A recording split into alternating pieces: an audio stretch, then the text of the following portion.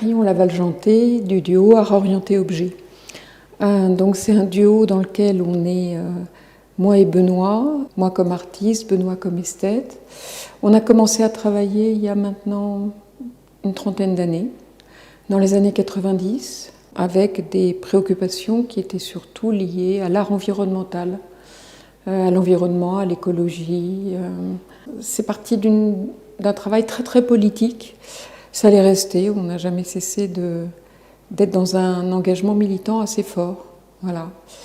Et on a développé toutes sortes de champs de travail, l'écologie, l'anthropologie, la psychologie, pour essayer de cerner nos sujets.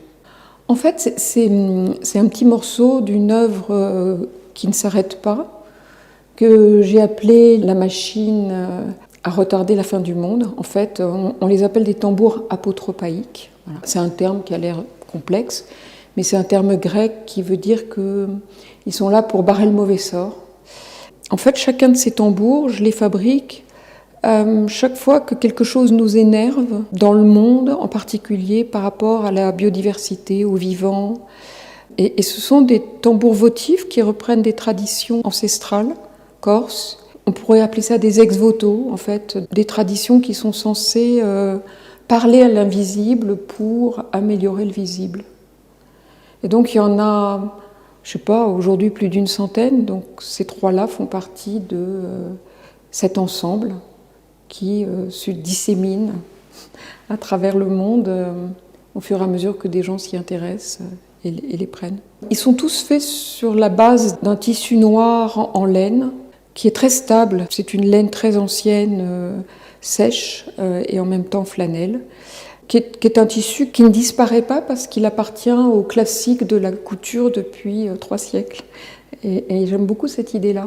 Avec ce tissu, au début, on a fait des vêtements votifs sur lesquels il y avait comme ça des broderies avec des lumières et qui rappelaient les vêtements que portent les gens qui partent en pèlerinage pour essayer de sauver leur âme. On appelle ça des catégna en Corse. À partir de ces vêtements, on s'est dit, on ne peut pas faire un vêtement pour chaque péché de l'humanité, donc je vais faire un tambour pour chaque chose qui me semble quelque chose de l'ordre du trauma dans notre vie actuelle.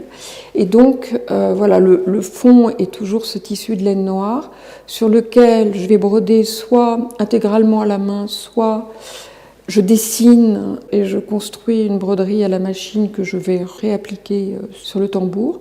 Donc ici, je pense qu'il y a un peu des deux. Et il y a toujours un billet qui est brûlé, qui a un rapport avec le contexte sur lequel est adressé le tambour. Et ce billet est brûlé pour montrer que voilà, les choses de l'ici-bas, finalement, le côté matériel est obsolescent et disparaît. Donc beaucoup de ces billets sont des billets anciens qui n'existent plus, qui n'ont plus cours. Exactement comme les animaux dont ils parlent sont eux-mêmes des animaux en voie de raréfaction. Et ces billets sont... on n'est pas censé les brûler, ça reste un interdit, parce qu'ils n'appartiennent pas aux gens qui les possèdent, ils appartiennent toujours aux émetteurs, aux banques.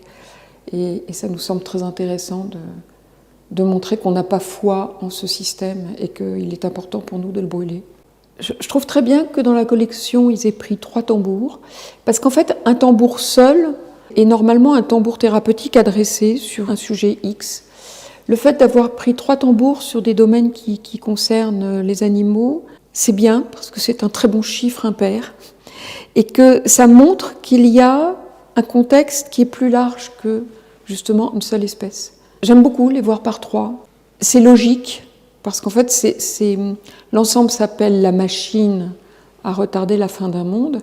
Une machine, ça n'est pas qu'un seul tambour.